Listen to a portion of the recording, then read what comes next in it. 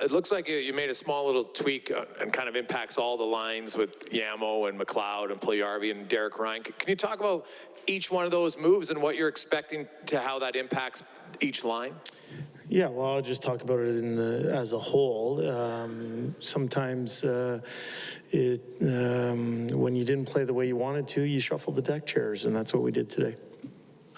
What was the one thing that you want to see different tonight that was lacking in Game 4? I'd like us to get the win. Is there a quality in your game that wasn't up to snuff for you that you really feel needs to be at a higher level tonight? I think for us, we have some areas of focus that we want to improve on. In the end, you know, that game didn't go to according to script or according to our plan. We as a group have put the onus on looking at our game and talking about us and what we can do better. And certainly there's some areas that can improve. With Kailer Yamamoto, you know, that tenacious energy, turning pucks over, those sorts of things, when you play him with a player like McDavid, how can that skill set benefit Connor? And you know, do you hope to see maybe a little bit more on the interior tonight? Well, I think that line's been together on numerous occasions, and they've had some chemistry, and we're looking for them to have a good game tonight.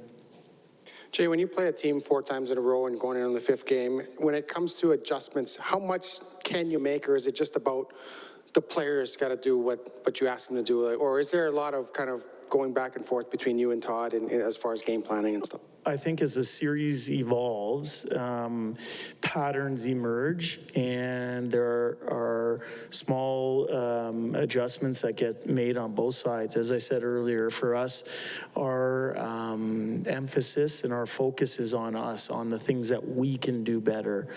And certainly there's some areas that we're focusing on.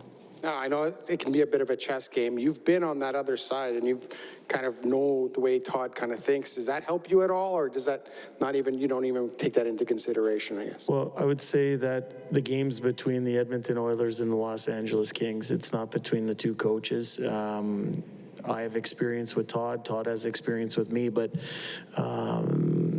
it's a series between LA and Edmonton here.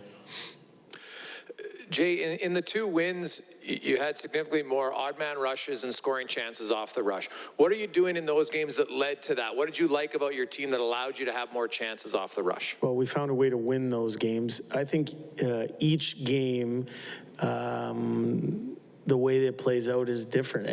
Each one of the 4 hockey games has played out differently. Even there were differences between Game 2 and Game 3. For us, as I said earlier, we're looking to continue to grow our game and to build our game out. And there's things that we feel we can do better, and we're looking forward to implementing them tonight. Jay, you've got over here, you've got Jesse playing with Nugent Hopkins. Does Nugent Hopkins need one player on his team, on his line rather, who's got some definite offensive chops, which is why Jesse is there? I think Nugent Hopkins has played exceptionally well in the 2.5 months that I've been here. I thought when he was hurt and not in our lineup, that was noticeable when Nuge wasn't there to anchor the 3-hole. I think he's somebody who makes other people around him better. And for me, I think, you know, that line's been a good line for us. Nuge's line has been a good line. I think he found himself on the score sheet in game number 3 there. And it was through a bunch of hard effort. So I'm excited to see what he brings tonight. But why is Jesse on that line with him? Exactly what we said earlier in the press conference with when you don't find success as a team, sometimes you shuffle the deck chairs around a little bit. And for us, that we felt that this lineup gives us the best chance to win. Thank you. Jay, just back here. I hope I'm phrasing this correctly, but I believe in the past you said that you liked Derek Ryan more on the wing and you felt that suited him better. So what are you hoping to see from him out of the middle that he hasn't played there? I think Derek Ryan's a Swiss Army knife type of hockey player, and him not being in the lineup in game number 4 was noticeable for us.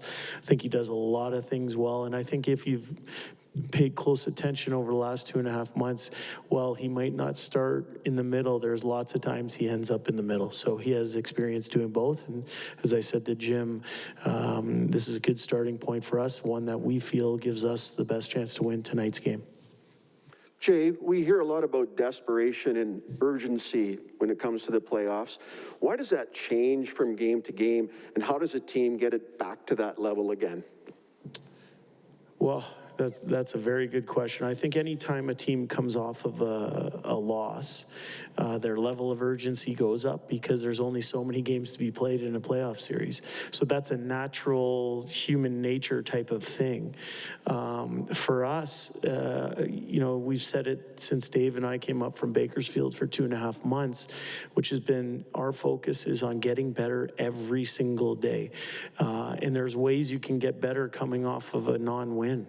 And for us, that's where we put our attention and our focus. Thanks. Thanks, guys.